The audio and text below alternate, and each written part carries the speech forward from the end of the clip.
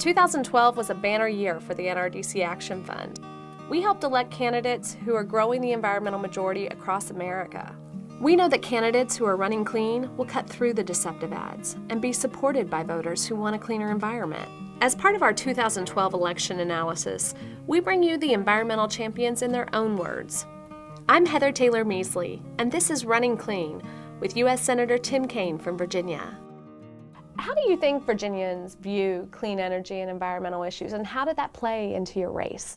It's a high priority for Virginians. When I started the race in April of 2011, I didn't exactly know fully what the mood of the public was. So one of the things that we did right out of the gate is we did some polling within the first month of the race, not about the race itself, the candidates, but just Virginia, what do you think about things? And one of the questions that we asked that was helpful to us throughout the entire race is, so what do you think about climate? We found that 70% of Virginians believe that humans affect climate and it's important to do something about it. Every Virginian has that special place that they care deeply about and they want to make sure their grandkids have the ability to enjoy as well. And so all the concern about climate and the effect of it and the uncertainty about will our grandkids be able to enjoy the same natural beauty that we've been gifted with, it's something that Virginians embrace in a very visceral way. Right, right. What role do you think spending by the coal industry had in your race? And do you think the voters were receptive to their messages? Virginians were looking at the negative ads, whether from the coal guys or anybody else, and they were saying, well, that may raise a question, but we're still not going to vote for you if you don't tell us why you think you'd be a good U.S. Senator. So we could see negative ads affecting, bluntly, my favorability, but not affecting the ballot. The Virginia voter was looking in this race for a positive explanation of here's why I want to be in the Senate and here's what I'm going to do when I get there. And you could run 10 million negative ads.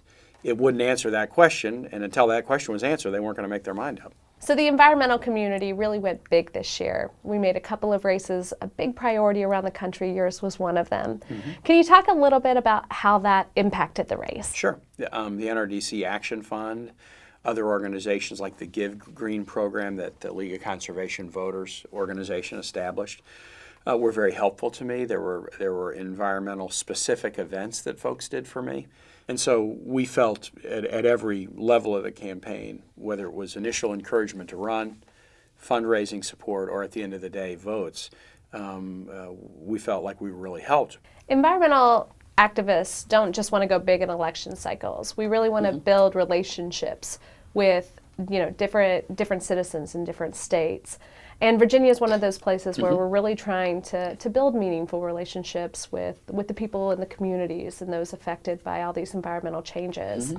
What is the best advice that you could give to us as we go seek to build those partnerships? I think it's important always to make the case about the importance of environmental stewardship, not as contrary to a good economy, but the right strategy long-term to the economy. And let me just give one example of that I really love, and I often use as I'm talking to voters. A historic and wonderful Virginia industry is aquaculture. It's the marine watermen, who started on the eastern shore in Tangier Island and were fishing for rockfish or blue crabs or oysters from the very beginning of the Commonwealth. When I was governor, my scientists at the Virginia Institute of Marine Science came to me and said the blue crab population in the Chesapeake Bay is dramatically declining.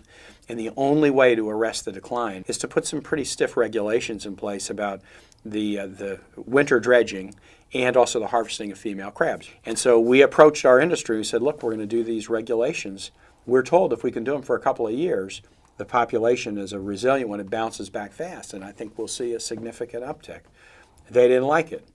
We did it anyway. They were very unhappy with us. But now they're having record harvests. There's an example of an environmental regulation that rescued a part of the Virginia economy that is a real venerable historic part of our economy. So I think we need to tell stories like that to make sure that in Virginia and elsewhere, environmentalism isn't just seen as something that's pitted against economic success, but it's really about long-term economic success.